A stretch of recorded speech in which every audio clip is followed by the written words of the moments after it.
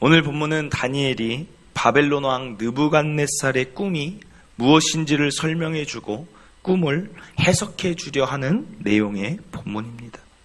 이 이야기가 참으로 재미난 것이 무엇이냐면, 보통 사람이 꿈을 꾸고 나면 어떻게 합니까? 자신이 꾼 꿈의 내용을 사람들에게 말한다는 거예요.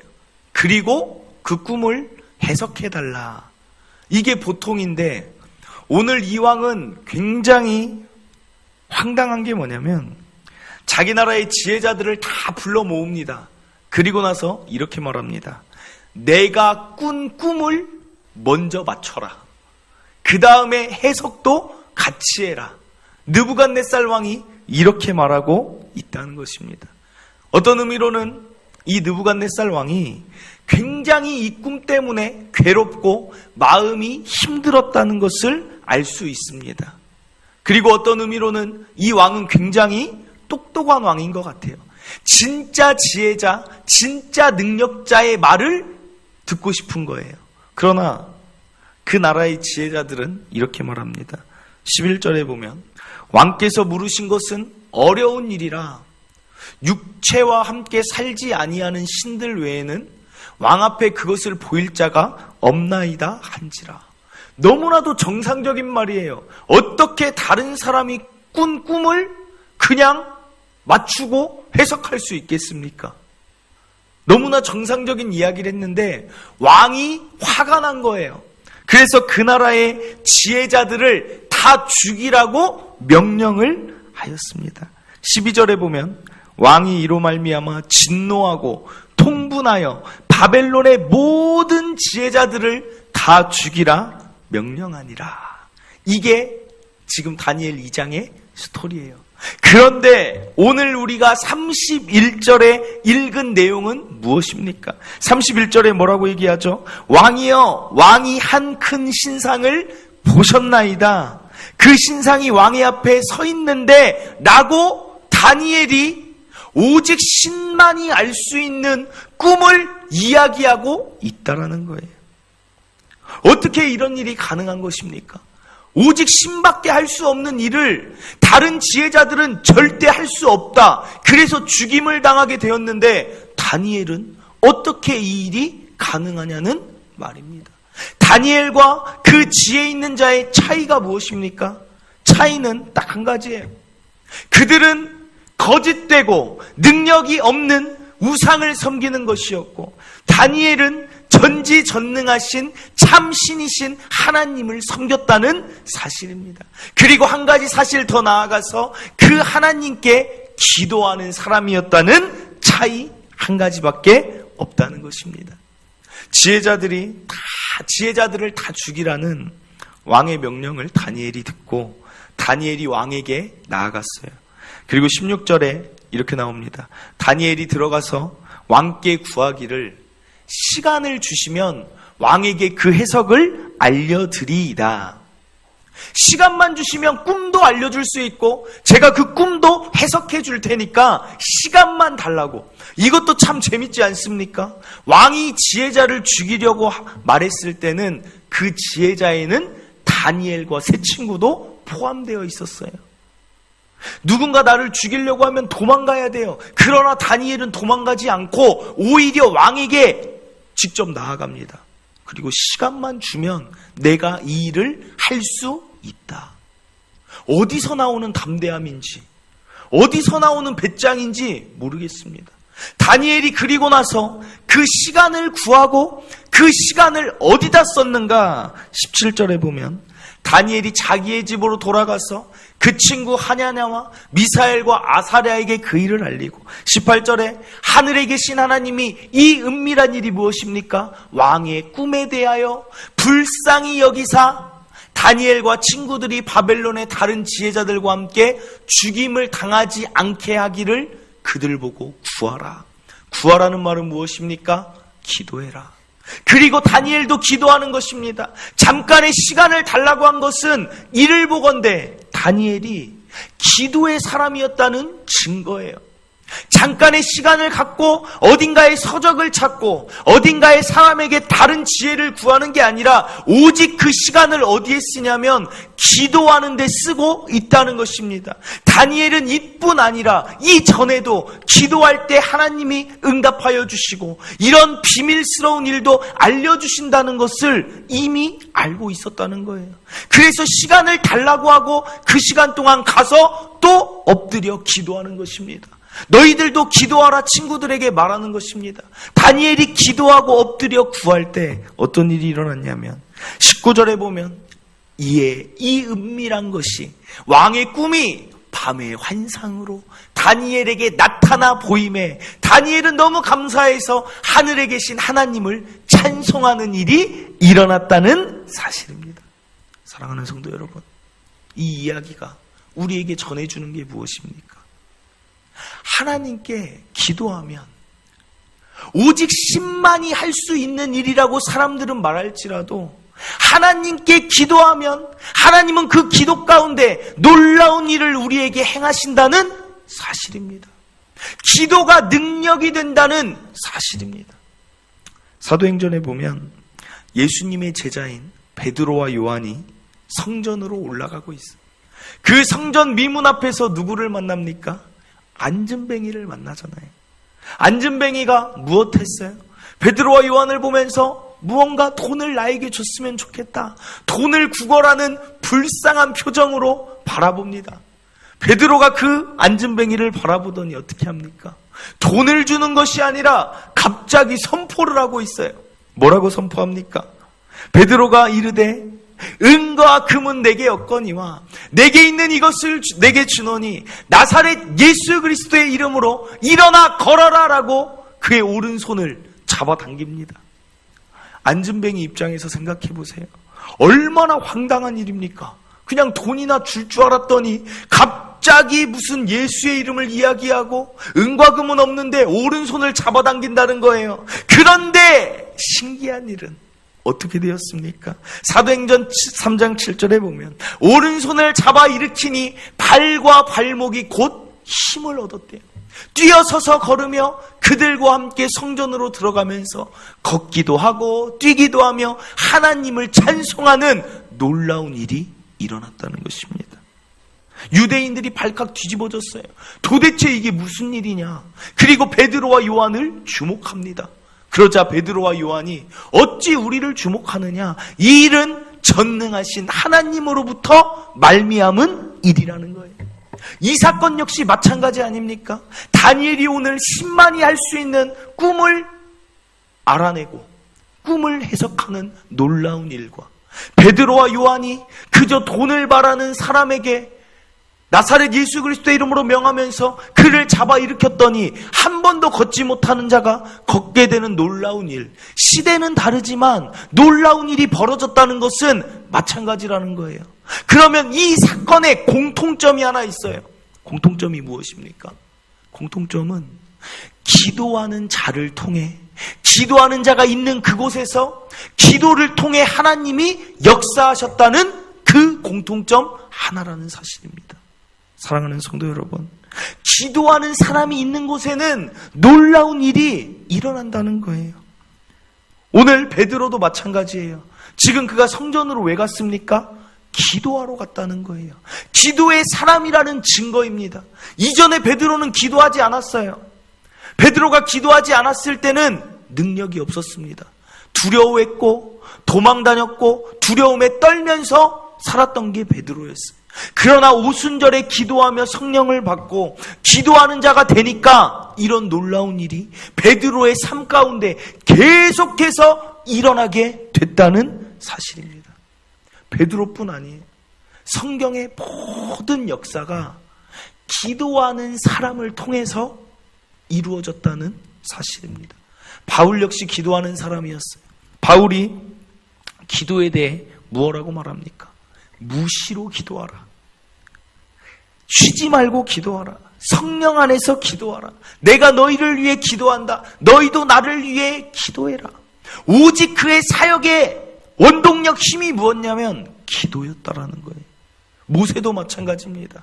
40일 금식 기도를 3번이나 하고 그 나라와 백성을 위해서 날마다 기도하다가 어느 정도까지 갔냐면 하나님과 대면하여 이야기하는 경지까지 올랐다는 거예요.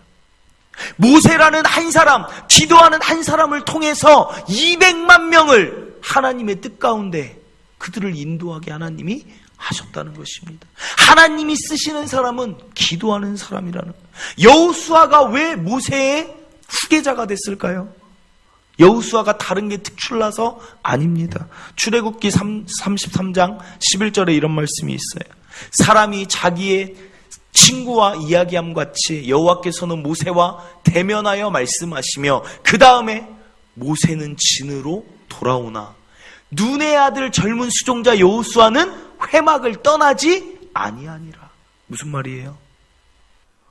모세가 진으로 돌아와서 기도를 마쳤지만 여호수아는 여전히 그 하나님, 모세의 하나님이 나의 하나님이 되기를 간절히 바라고 나도 하나님께 사용되기를 바라는 마음으로 이 이스라엘을 바라는 마음으로 회막을 떠나지 않고 기도하였더니 하나님이 기도하는 여호수아를 모세의 후계자로 가나안을 들어갈 수 있는 민족의 지도자로 세웠다라는 말입니다. 하나님의 역사는 기도하는 자를 통해 이루어집니다. 그것은 오늘날 우리에게도 마찬가지라는 거예요. 시대는 변했을지 모르지만 하나님이 일하시는 방법은 여전히 동일합니다.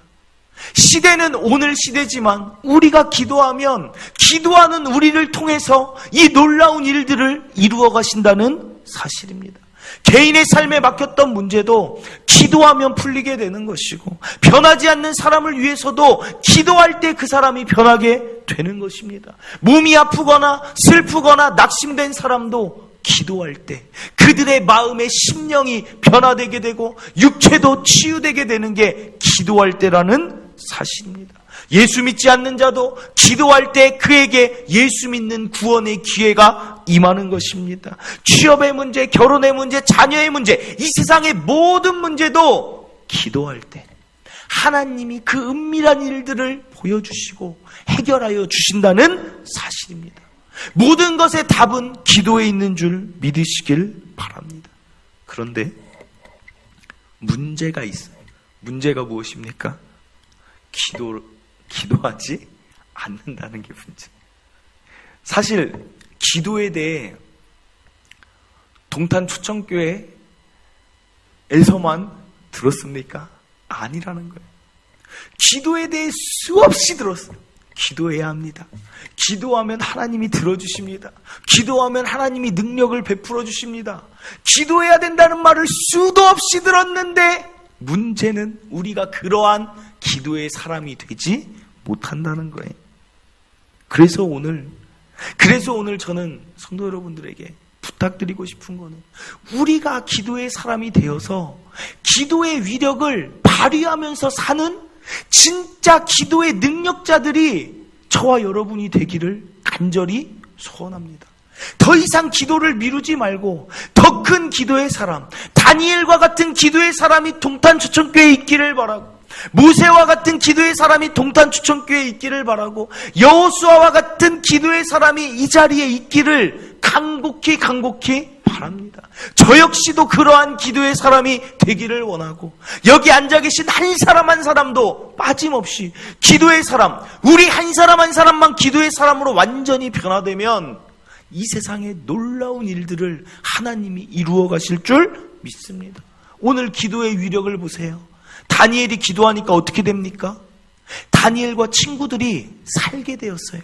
왕이 번민에서 벗어나게 됐어요. 그뿐입니까? 지혜자들이 죽지 않게 되었어요. 다 같이 살게 되는 역사가 기도하는 다니엘 한 사람을 통해 일어나게 되었다는 사실입니다. 그리고 이방인의 왕의 입에서 하나님을 찬양하고 있습니다. 하나님을 알지 못했던 자가 기도하는 다니엘을 통해서 하나님이 누구신지 그 위대함을 바라보게 된다는 것입니다. 베드로도 마찬가지예요. 베드로가 안진뱅이를 일으켰어요.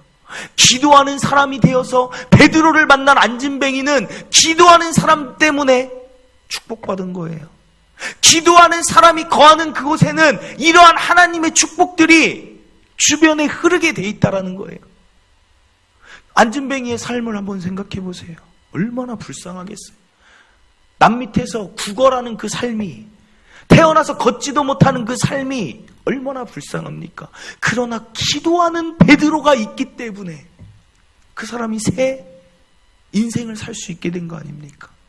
기도하는 사람 때문에 개인의 삶이 변하게 돼요. 내 주변의 삶이 유익을 얻게 됩니다. 그리고 여기서 끝납니까? 베드로를 통해 수많은 자들이 유익을 얻었고, 기도하는 베드로를 통해 그가 기도하는 그 성령의 능력으로 설교했을 때 3,000명씩 회개하고 돌아오는 영적인 구원의 역사도 일어나게 됐다는 사실입니다. 기도하는 바울을 통해서 신약의 교회가 세워졌고, 기도하는 바울을 통해서 성경이 완성돼서 오늘날 우리가 이 신약 성경을 보면서 하나님이 누구신지, 예수님이 누구신지 분명히 알게 되었다는 거예요. 기도하면 나뿐 아니라, 개인의 문제가 아니라 나를 통해 내 주변과 나아가서 이 많은 사람들이 유익을 얻게 되는 게 기도의 역사라는 거예요.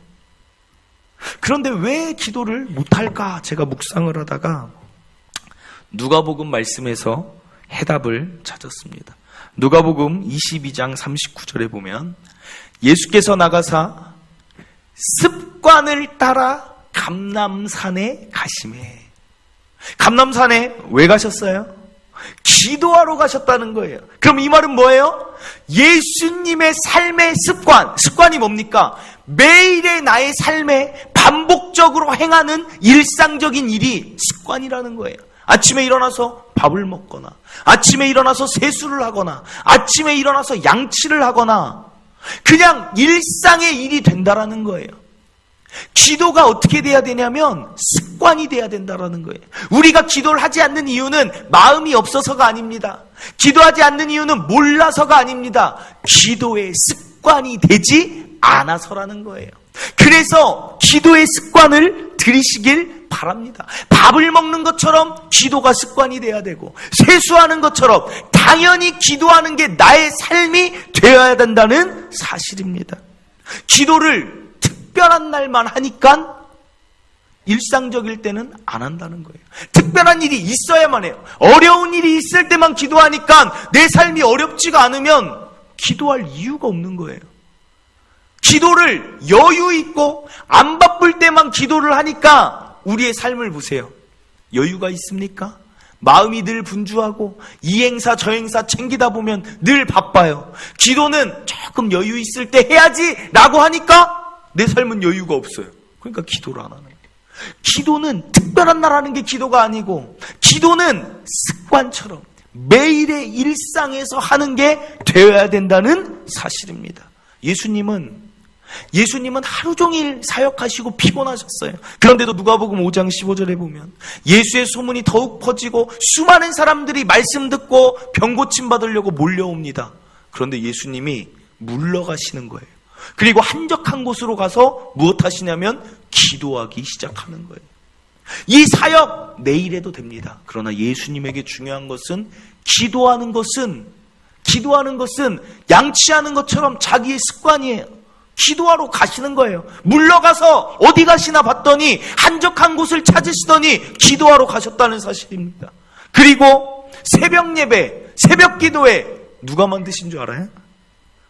참, 이게 누가 만들었나 봤더니 예수님이 만들었다.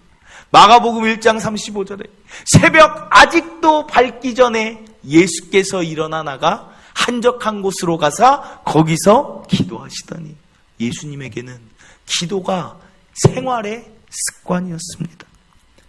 저는 정말 오늘 성도 여러분들이 그래, 오늘 이 말씀 듣고 그래, 기도 한번 해보자가 한 번을 뺐으면 좋겠어요. 기도를 매일 하자.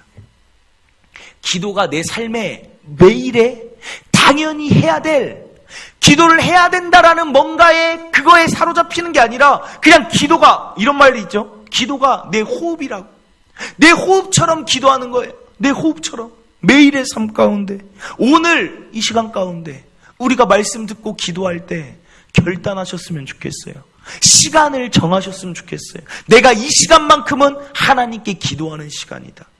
그리고 장소를 정했으면 좋겠어요. 예수님이 습관을 쫓아 감람산으로 갔고 예수님이 한적한 곳을 찾아서 기도하러 간 것처럼 한적한 곳이 여러분에게 있기를 바랍니다. 기도의 골방이 반드시 여러분에게 있을 때 생각해 보세요. 놀라운 일들이 어쩌다가만 일어나는 게 아니에요. 어려운 일 만났을 때 기도하면 그 어려움이 해결되는 놀라운 일 하나 가지고 사람들이 살아갑니다. 그런데 매일의 삶에서 기도하면 매일의 나의 삶이 놀라운 일이 일어난다는 사실입니다. 그래서 기도해야 된다는.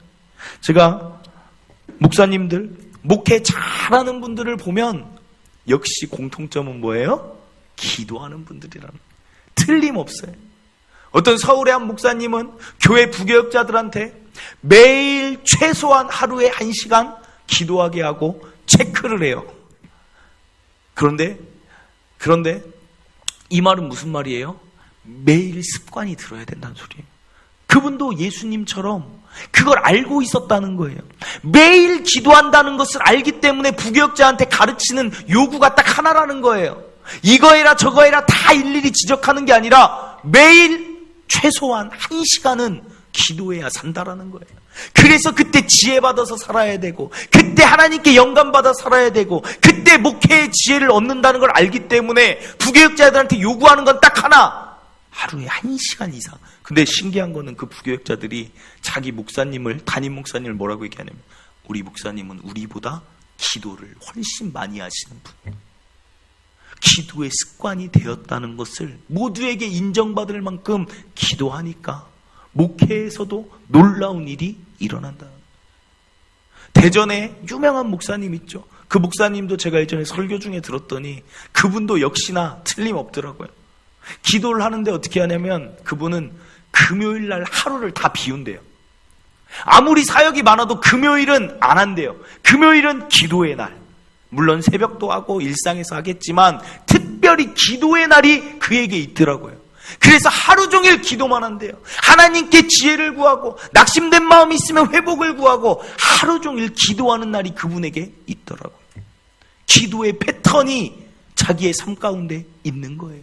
아무리 바빠도 이 시간만큼은 놓칠 수 없는 게 자기의 기도의 생활의 습관인 거예요. 안산에 있는 어떤 목사님, 그분도 유명한 목사님, 그 목사님도 개척교회부터 어떻게 했냐 봤더니 목요일 날은 무조건 기도원으로 올라가시더라고요. 그래서 목요일 날부터 금요일 철야 전까지 기도하고 말씀 연구하고 하나님 앞에 있다가 나온다는 거예요. 아니면 이 일하고 저 일하고 하다 보면 기도할 시간이 없는 게 목회의 현장이고 우리의 삶의 분주함이기 때문에 아예 목요일 날은 1박 2일로 매주 들어간다는 거예요. 그래서 하나님만 바라보고 기도하고 하나님만 바라보고 간구한다라는 거예요. 아, 그렇구나.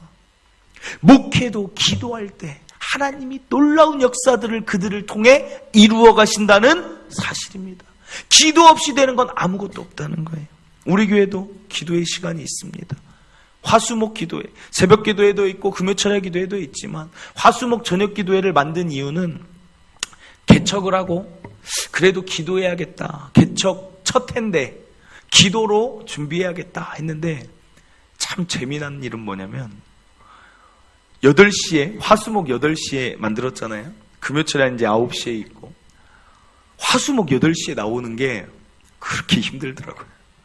목사인데 기도의 자리에 나오는 게 그렇게 힘들어요. 제가 이걸 보고 아는 게 뭐였냐면 기도하는 게 힘든 게 아니라 기도하러 나오는 그 습관이 안 되니까 기도를 못 하는 거더라고요.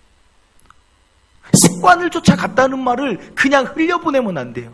내게 습관이 안 돼 있으니까 8시에 기도하러 나오려면 나의 삶이 온전히 다른 것이, 약속을 갔다가도 그 시간에 맞춰 와야 되고 집에 가서 밥을 먹었다가도 다시 이 시간을 나와야 되고. 그런데 또 재미난 사실은 이제 한 4개월 정도 그렇게 했나요? 근데 기도하다 보니까 그 시간이 내 삶의 패턴으로 습관이 되어지니까 기도하러 나오는 게 안 힘들더라고요. 그리고 습관이 되어지니까 오히려 그 시간이 기다려진다는 거예요. 그리고 매일 새벽에만 기도하다가 저녁까지 기도하니까 좋은 점이 뭐냐면 제가 더 날마다 새로워지고 다시 세임받고 낙심되지 않는다는 사실입니다. 이게 기도의 능력이더라고요. 먼저는 내가 살더라고요. 사람들에게 말을 합니다. 사람들을 만나면 깜짝 놀래요. 어떤 사람들은 봉고차를 이렇게 제가 이렇게 타거나 뭐 내리거나 하면 어떤 사람은 딱 와서 교회 전도사님이세요? 왜냐면 아직 너무 젊어 보이니까 목사님이라고 생각을 못하니까 제가 어디 가서 뭐 하세요? 그러면 그 교회 개척에서 이렇게 하고 있습니다 라고 말하면 깜짝 놀라면서 꼭 이어지는 말이 하나 있어요. 그게 무슨 말이냐면 아이고 힘드시겠다. 그러면서 막 구구절절 개척교회 목사라고만 하면 구구절절 그 다음에 이어져요. 내가 아는 사람이 개척을 했는데 아유 힘들더라. 내가 뭐 누구를 내 동생이 목사인데 힘들더라. 성도들이 말을 잘 안 듣죠. 모르겠어요. 무슨 일이 있었는지 무조건 다 개척교회라고 하면 안쓰럽게 보더라고요. 그리고 힘들겠다. 그런데 중요한 사실은 저는 그때 대답을 해요. 안 힘든데요. 즐거운데요. 기쁜데요. 그러면 이 즐거움과 기쁨이 어디에서 왔는가 생각하면 바로 기도에서 왔다는 거예요. 새벽에 기도를 합니다. 하나님 오늘 하루도 하나님이 지켜주시고 함께 하시고 오늘도 놀라운 역사가 일어날 줄 믿습니다. 기도하지만 하루를 살다 보면 때로는 마음이 무너질 일도 있고 때로는 내 마음 같지가 않아서 속상할 때도 있고 염려가 될 때도 있지만 다시 8시에 이 자리에 오는 거예요. 다시 기도하는 거예요. 하나님 내 마음이 이렇습니다. 내 마음이 이렇습니다. 고백하다 보면 하나님이 또 말씀해 주시는 거예요. 염려하지 말라는 거예요. 두려워하지 말라는 거예요. 낙심하지 말라는 거예요. 선을 행하되 낙심하지 말고 나를 믿고 따라오는 거예요. 믿고 구하는 것은 반드시 이루어 주신다는 말씀을 하신다는 거예요. 그러니까 어떻게 됩니까? 다시 세임을 받는 거예요. 기도할 때 다시 내가 살아나는 거예요. 기도할 때 내가 다시 에너지를 공급받는 거예요. 그러니까 사람이 많든 적든 금요철야 때 몇 명이 나오든 기도할 때 힘이 있는 것입니다. 기도할 때 어디까지 갔다 오는 줄 알아요? 기도할 때 막 혼자 비전을 하나님께 선포해요. 낙심해서 힘듭니다. 기도하는 게 아니라 기도할 때 비전을 선포하며 기도합니다. 하나님 지금 이 자리가 비어있지만 언젠가는 꽉 차서 함께 하나님 찬양하고 그보다 더 놀라운 일들도 이룰 줄 믿습니다. 믿음으로 선포하니까 기도 시간에 낙심할 시간이 어디 있습니까? 하나님 이 앞에 정말 찬양단이 생겨서 동탄에서 제일 가는 찬양을 올려드리는 그런 교회가 되길 원합니다. 하나님 이 앞에 헌금할 때 헌금송 할 때도 찬양대가 생겨서 정말 저는 제가 그 찬양을 잘하진 못하지만 찬양은 굉장히 좋아해요. 그래서 찬양에 달란트가 있는 분들이 있더라고요. 그분들이 찬양대 쫙 서가지고 찬양을 멋지게 하면 그게 이렇게 막 가슴이 뛰고 은혜가 되더라고요. 우리 교회도 하나님 혼자 비전을 하나님과 대화하는 거예요. 하나님 그런 사람들 보내주세요. 그래서 그런 찬양대가 아주 일품인 교회 되게 해주세요. 비전을 선포합니다. 기도하다 보면 세계 각지를 다녀요. 어디를 갈까요? 하나님 내년에는 우리 교회도 내년에는 선교 가게 해주세요. 필리핀으로 선교 가게 해주세요. 그래서 어떤 선교사라도 돕는 교회 되게 하시고 속히 재정도 자립되어서 어떤 나라에도 우리 교회가 선교사를 파송하고 선교지에 교회도 세울 수 있는 그런 교회 되게 해주세요. 그리고 더 나아가서 성지순례도 하나님 우리 성도들하고 다 같이 시간 잘 짜서 이스라엘도 가서 거기서 예수님이 다니셨던 그 발자취를 함께 겪으면서 그 십자가에 달리셨던 예수님을 생각하면서 우리가 더 큰 은혜를 생생히 누리도록 우리 교회에서 성지순례도 속히 갈 수 있게 해달라고. 그냥 언제 이루어질지는 모르지만 전 이루어질 거라고 믿고 기도한다는 거예요. 기도의 힘이 이거라는 거예요. 낙심할 시간이었고 내가 살아나니까. 그러다 보니까 성지순례 기도할 때 또 생각나는 기도 제목이 뭔지 아세요? 하나님 우리 성도들 건강을 지켜주시옵소서. 우리 성도들이 갑자기 한 명씩 다 생각나는 거예요. 그리고 어려운 과정 있으면 하나님 그 어려움을 해결하여 주시오. 기도가 끊이지가 않는 게 바로 기도의 능력입니다. 사랑하는 성도 여러분, 기도해야 됩니다. 왜요? 기도가 습관이 돼야 돼요. 그러면 내가 먼저 살아요. 내가 먼저 살고 내가 마음에 여유가 있고 풍요가 있으니까 비로소 다른 사람을 위해서도 기도하게 된다는 거예요. 그리고 나아가 교회를 위해, 그리고 믿지 않는 불신자들에게까지도 기도가 영향이 미친다는 것입니다. 기도하는 한 사람을 통해 하나님은 지금까지 역사하셨어요. 다른 사람이 역사를 이루는 게 아닙니다. 기도하는 저와 여러분이 되면 하나님이 역사를 이루실 줄 믿습니다. 놀라운 일을 정말 체험하면 좋겠습니다. 말씀을 믿습니다. 사랑하는 성도 여러분, 사실은 오늘 이 다니엘 2장은 제가 이 기도에 대한 설교로 준비한 게 아니에요. 이 꿈 해석에 대한 내용으로 일주일 내 준비를 하는데, 또다시 준비할 때 제가 기도하면서 준비해요. 하나님, 지금 이때 가장 필요한 말씀을 우리 교회 가운데 하게 해주세요. 우리 성도들에게 가장 필요한 말씀을 하게 해주세요. 그렇게 기도하며 준비하는데, 어제 완전히 제가 다시 보고 또 보고 바꾸는데 바뀌어버린 거예요. 기도에 대해 설교하라는 말씀을 주십니다. 하나님께서. 그것은 하나님이 기도하는 우리 성도들을 통해서 하나님이 기도의 자리에 우리 성도들이 나오기를 원하신다는 뜻이에요. 그리고 기도하면 하나님께서 놀라운 일을 지금 막 하고 싶은데 기도하지 않으니까 하나님이, 물론 기도하지 않아도 하나님이 하실 수도 있지만, 기도하면서 놀라운 일들을 발휘하면서, 기도하면서 그 사람이 먼저 살기를 바라는 하나님의 마음이 있기 때문에 기도하라고 오늘 말씀하시는 것입니다. 이제 오늘 기도하면서 결단하시길 바랍니다. 내가 언제 기도해야 될지, 언제 한적한 곳을 찾아가야 될지. 정말 그래서 앞으로 남은 삶은 기도자의 삶으로서 놀라운 일을 행하시면서 살아가는 저와 성도 여러분들이 되시기를 간절히 바랍니다. 우리 이 시간에 364장, 내 기도하는 그 시간, 그때가 가장 즐겁다, 이 찬양 함께 부르며 기도했던 그 하나님께 기도하면서 즐거웠던 그 시간들을 다시 회복하며 다시 세임없는 우리 성도들이 되길 간절히 바랍니다. 함께 찬양하겠습니다. 내 기도하는 그 시간, 그때가 가장 즐겁다. 이 세상 근심 걱정에 얽매인 나를 부르사 내 진정소원 주 앞에 낱낱이 바로 아래요. 큰 불행 당해 슬플 때 나 위로받게 하시네. 내 기도하는 그 시간 내게는 가장 귀하다.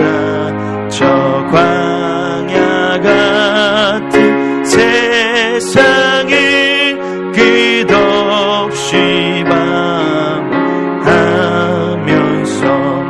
위대한 길로 나갈 때 주께서 나를 이끌어 그 보좌 앞 나아가 그 은혜 받게 하시네.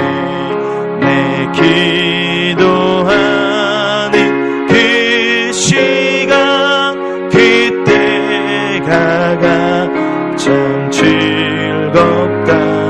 이때껏 지은 큰 죄로 내 마음 심히 아파도 참 마음으로 뉘우쳐 다 숨김없이 아뢰면 주 나를 위해 복 주사 새 은혜 부어 주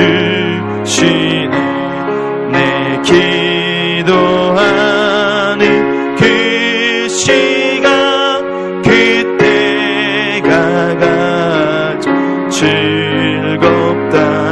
주 세상에서 일찍이 저 요란한 곳 피하여 빈들에서나 산에서 온 밤을 세워 지내사 주 예수 친히 기도로 긴 본을 보여주셨네.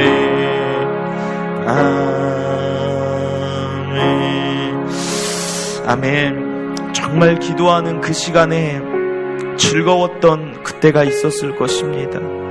이 세상 근심 걱정이 아무리 나를 얽매인다 할지라도 나의 하나님께 기도할 때 그 모든 근심 걱정이 다 사라질 때를 우리는 경험한 적이 있습니다. 광야 같은 세상을 아무리 살아간다 할지라도 나를 도우시는 하나님 때문에 기도하면서 내가 세임받았을 때가 우리에게는 분명히 있습니다. 내 안에 죄악이 너무나 많았을지라도 하나님께 기도하면 완전히 회복시켜 주시는 죄에서 자유를 얻게 하는 기도의 자리가 우리에겐 있었습니다. 그런데 우리가 그 기도의 자리를, 그 즐거운 자리를 왜 버려버립니까? 왜 그 귀한 시간을 우리가 버려버립니까? 지금도 하나님은 나에게 힘 주시길 원하고, 지금도 하나님은 지혜 주시길 원하고, 지금도 하나님은 정말 놀라운 일을 하나님은 하고 싶어 하는데 내가 그 하나님을 찾지 않는다면 하나님 얼마나 안타까우실까요? 오늘 이 시간 우리 하나님께 다시 한번, 하나님, 제가 특별할 때만 기도하지 않고 어려울 때만 기도하지 않고 그저 기도가 나의 호흡이며 나의 일상이며 나의 습관이 되게 하여 주시옵소서. 내가 이 시간을 떼어놓습니다. 이 시간에 이곳에 나가 하나님께 기도하겠습니다. 내가 기도할 테니 다시 한번 놀라운 일들을 내 삶 가운데 내 주변에 이루어가 주시옵소서. 이런 마음으로 결단하면서 우리 주여 한번 외치고 기도하길 바랍니다. 주여